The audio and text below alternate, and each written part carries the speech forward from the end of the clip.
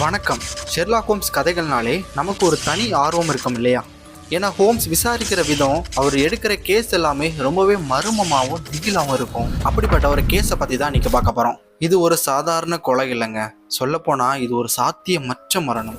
Julia ஸ்டோனாங்கிற ஒரு இளம்பெண் எப்படி இறந்தா அப்படிங்கிறது இதுவரைக்கும் யாருக்குமே புரியாத ஒரு புதிராக இருக்குது. சரி வாங்க இந்த மர்மத்தோட முடிச்சுகளை ஒன்றா சேர்ந்து அவுக்கலாம். கொஞ்சம் கற்பனை பண்ணி பாருங்க.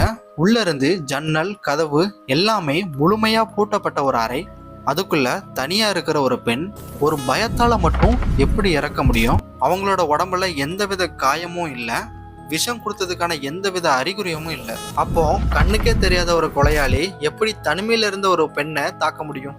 உண்மையா சொல்லணும்னா இதுதான் இந்த மொத்த வழக்குக்கான மையப்புள்ளி. இது எப்படி சாத்தியம் அப்படிங்கிறத கொஞ்சம் யோசித்து பாருங்களேன். ஜூலியா ஸ்டோனர் இறக்குறதுக்கு சில நொடி முன்னாடி தன்னோட சகோதரி ஹெலனை பார்த்து பயத்துல கொலை நடுங்கி அலறின வார்த்தை இதுதான். ஓ என் கடவுளே, ஹெலன், அது அந்த பேண்ட், புள்ளி புள்ளியான பேண்ட். எந்தவித ஒரு அடிதடியுமே இல்லாம இந்த அளவுக்கு பயந்து நடுங்கி போய் ஒரு பெண் சாகுறாங்க அப்படின்னா அந்த இருட்டறையில நிஜமாவே அவங்க என்னதான் பார்த்துருப்பாங்க? அவங்க விட்டுட்டு போன இந்த கடைசி மரண வாக்குமூலம் எல்லாத்தையுமே ஒரு புரியாத விடை தெரியாத ஒரு புதிருக்குள்ள போய் ஆழ்த்தியிருக்கு.